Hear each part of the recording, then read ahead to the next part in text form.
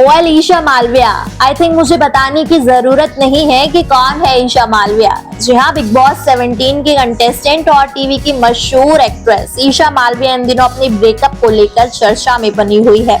हाल ही में उनका ex boyfriend समर्थ जुरेल संग रिश्ता टूटा है। वेल बिग बॉस 17 में समर्थ ने ईशा के लिए वाइल्ड कार्ड एंट्री ली थी, ये तो आपको याद ही होगा।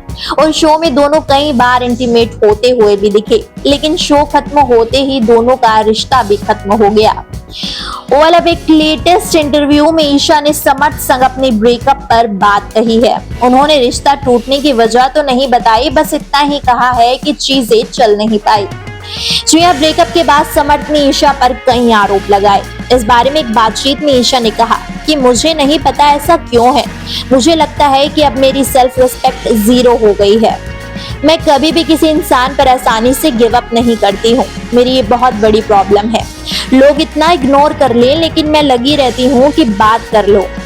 हाल ही में जब न्यूज आई कि समर्थ के पैर में चोट लगी है, तो मैंने उसे कॉल किया। मैं बस जानना चाहती थी कि वो ठीक है या फिर नहीं। मुझे लगा भी कि मैंने क्यों कॉल की, लेकिन कई बार चीजें आपके बस में नहीं होती। लेकिन जब समर्थ ने इंटरव्यू में मुझे गलत बोला तो मुझे बहुत ज्यादा बुरा लगा।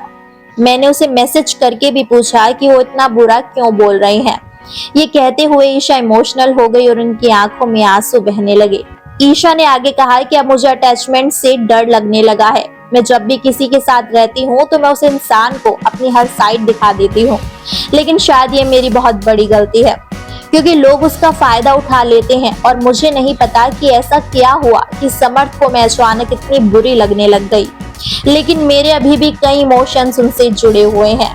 मैं मेंटली बहुत स्ट्रांग हूँ, लोगों के कमेंट से मुझे फर्क नहीं पड़ता, लेकिन जिन लोगों से आप अटैच्ड होते हो उनके आगे आप पिघल ही जाओगे। पर मुझे खुशी है कि लाइफ में बहुत कम उम्र में मैंने बहुत कुछ सीख लिया है। मैं अब अपने काम पर फोकस करना चाहती हूँ, मैं अपने पेरेंट्स को खुश करना चाहती हूँ। ईशा ने आगे कहा कि उनके वजह से उनके पेरेंट्स का काफी दिल दुखा है। अब वो कुछ भी ऐसा नहीं करना चाहती हैं जिससे उनके पेरेंट्स की आंखों में आंसू आए।